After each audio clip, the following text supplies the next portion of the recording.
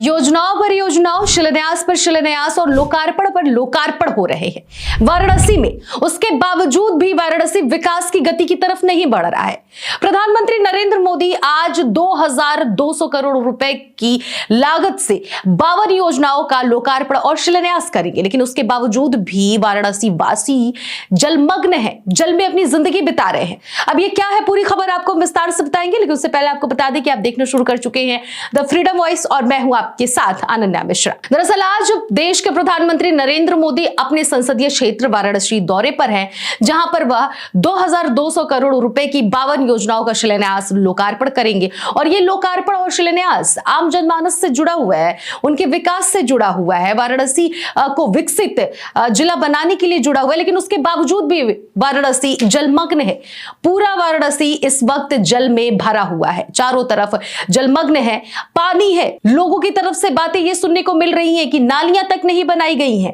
सड़क के किनारे जब तक नाली नहीं बनेगा तब तक उन्हें पानी में ही लगातार अपनी जिंदगी बितानी पड़ेगी। जब जब बरसात का मौसम आता है, जहां जहां जल भराव होते हैं, जहां जहां जलमग्न वाले क्षेत्र हैं, वहां पर सरकार विकास के कार्य नहीं करती है। जब बरसात के मौसम शुरू हो जाते हैं तब विकास कार्य करने की बड़ी बड़ी बातें कही जाने लगती हैं मौजूदा सरकार की तरफ से कि विकास के कार्य होंगे, कहां पर कौन कौन से निर्माण होंगे, जिससे कि आम जनमानस को दिक्कत ना हो।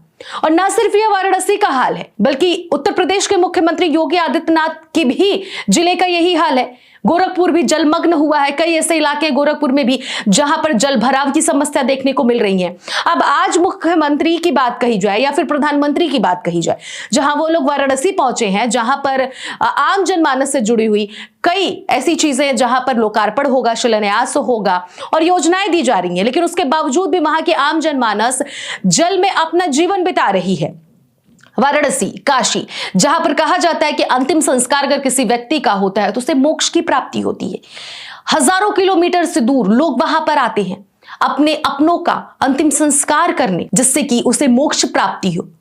लेकिन उस वाराणसी के गंगा घाट के किनारे की स्थिति देखने को मिलेगी तो पूरी तरह से छत और बिछत वो स्थिति देखने को मिल रही। लोग गलियों में डेथ बॉडी का अंतिम संस्कार कर रहे हैं। कैसी ये वाराणसी है? क्या यही वो वाराणसी है जहां पर देश के प्रधानमंत्री नरेंद्र मोदी का वो संसदीय क्षेत्र कहा जाता है? अब प्रधानमंत्री नरेंद्र मोदी आज कौन कौन सी योजनाएं वाराणसी वासियों को दे रहे हैं, कौन कौन सी योजनाओं का शिलान्यास करेंगे, लोकार्पण करेंगे, ये खबर हम आपको बता देते हैं। दरअसल आपको बताते चले कि पीएम मोदी वाराणसी में आज 566.35 करोड़ की 14 योजनाओं का लोकार्पण करेंगे। वहीं 1618.10 करोड़ की 38 योजनाओं का शिलान्यास करेंगे। इसके साथ ही साथ पीएम किसान सम्मान निधि की 20वीं किस्त भी जारी करेंगे। और ये योजनाएं सड़क, स्वास्थ्य, पर्यटन, शिक्षा, खेल और बुनियादी विकास की योजनाएं हैं। आप इस बात से अंदाजा लगा सकते हैं कि सड़क से, शिक्षा से, बुनियादी विकास जो है, इससे जुड़ी हुई ये प्रधानमंत्री नरेंद्र मोदी आज वहां पर लोकार्पण करेंगे, शिलान्यास करेंगे। लेकिन क्या पर्यटन स्थल वाराणसी, काशी मंदिर या फिर गंगा घाट जो वहां पर है वो पर्यटन स्थल नहीं है जो जलमग्न हुआ है, जहां पर आम जनमानस जो पर्यटन भी गए हैं उन्हें भी समस्याएं हो रही हैं? चलो पर्यटन को थोड़ी देर के लिए हम साइड कर देते हैं। जो वहां पर परमानेंट रहते हैं उनकी क्या स्थिति है? पर्यटक तो ऐसे हैं जो घूमने जाएंगे, घूमकर वापस चले आएंगे, लेकिन जो वहां के निवासी हैं उनकी क्या स्थिति है? महिलाएं ये कह रही हैं कि घरों के किनारे, सड़कों के किनारे नालियां नहीं बनी हैं। जब तक ये बरसात का मौसम रहता है तब तक हमें ऐसी ही स्थितियों का सामना करना पड़ता है। ये वही वाराणसी है जहां पर प्रधानमंत्री नरेंद्र मोदी बड़ी बड़ी बातें कहते हैं इलेक्शन के टाइम, और जब इलेक्शन बीत जाता है, जब चुनाव बीत जाता है, जब वो जीत जाते हैं, उसके बाद विकास के कार्य जस के तस पड़े हुए हैं।